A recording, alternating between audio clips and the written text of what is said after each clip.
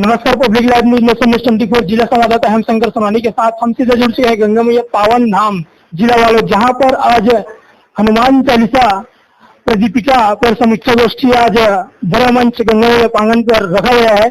तो यहाँ पर उपस्थित अतिथि कि हमारे जो तुलसी मानव प्रतिष्ठान के प्रांतीय अध्यक्ष माननीय जगदीश देशमुख जी, उनसे हम चाहेंगे कि इस हनुमान चालीसा प्रदीपिका जो आयोजन हो रहा है उसके बारे में आपका विचार विमर्श किस प्रकार रहेगा। नमस्कार sir, public live news nation में। नमस्कार जी। आज की इस आयोजन के बारे में आपका क्या कहना है?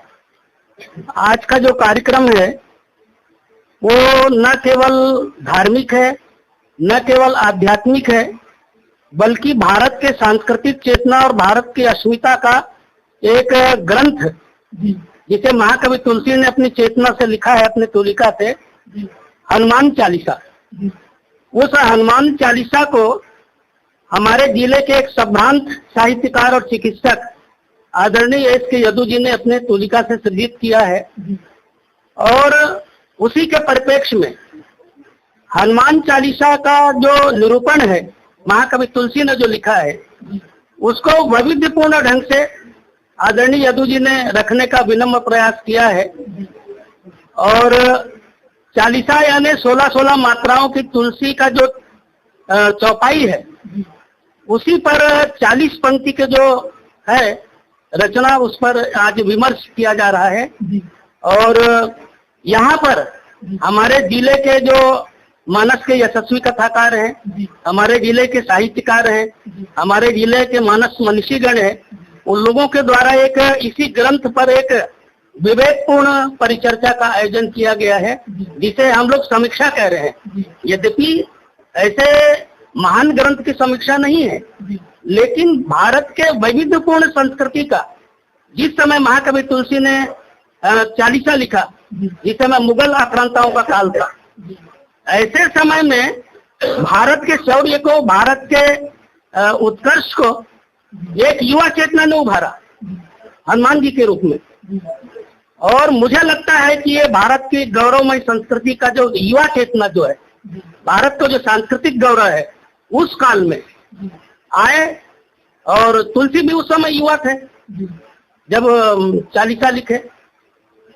तो ये चालीसा जो है भारत के उत्कर्ष का, भारत के गौरव का, भारत की अस्मिता का, भारत की आध्यात्मिक चेतना का एक गौरवपूर्ण प्रसंग है जिसे लेकर हम आज हनुमान चालीसा प्रदीपिका पर जो बहुत सुंदर कृति है आदरणीय यदु जी का, उस पर एक हमारे जिले के संभ्रांत यशस्वी मर्मज्ञों के द्वारा एक विमर्श हो रहा है।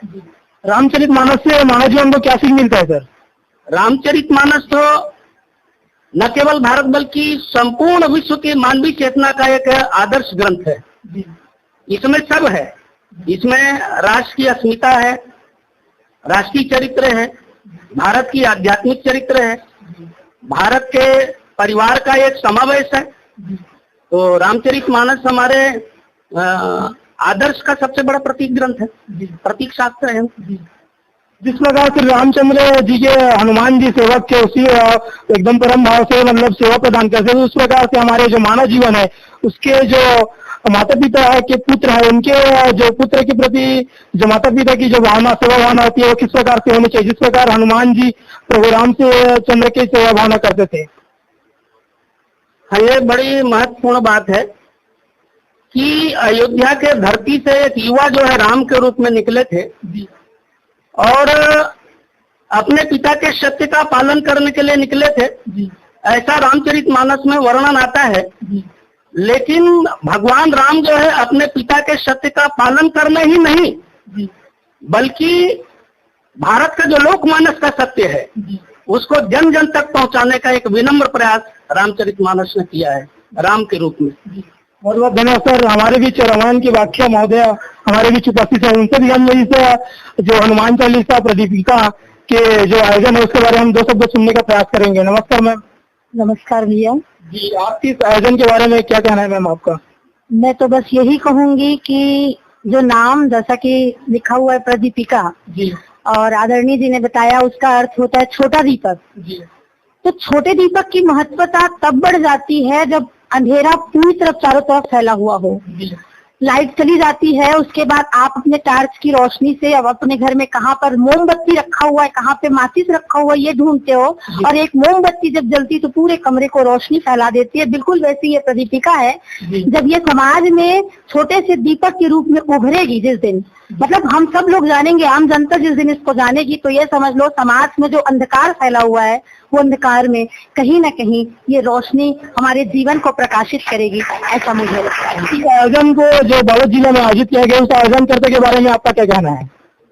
मैं उनके बारे में क्या कहूँ, जो स्वयं एक बहुत बड़े दीप है, रोशनी के जो स्रोत हैं, जिन्होंने अपने रोशनी के स्रोत से हम जैसे छोटे लोगों के भीतर एक उजाला प्रदान किया है। हमारे भीतर के अंधकार को मिटा पाए हम, तभी तो समाज में प्रकाशित हो पाएंगे, तभी तो समाज को हम भी उजाला दे पाएंगे। तो उन्होंने ये हमें प्रेरणा दिया कि आप ऐसा करो।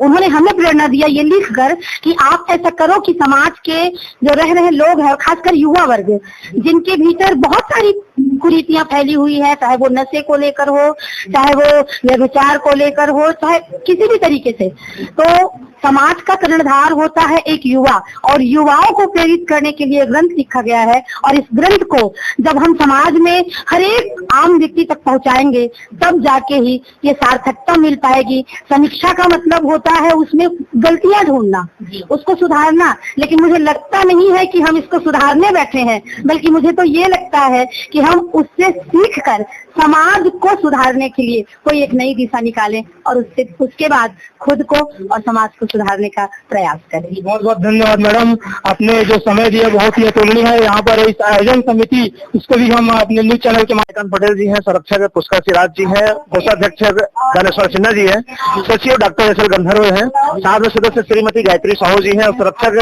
जगदीश देशमुख जी हैं, साथ में हमारे संरक्षक गुरुलाल शर्मा जी हैं। इस आयोजन के माध्यम से आम जनता को किस प्रकार का संदेश देना चाहते हैं सर?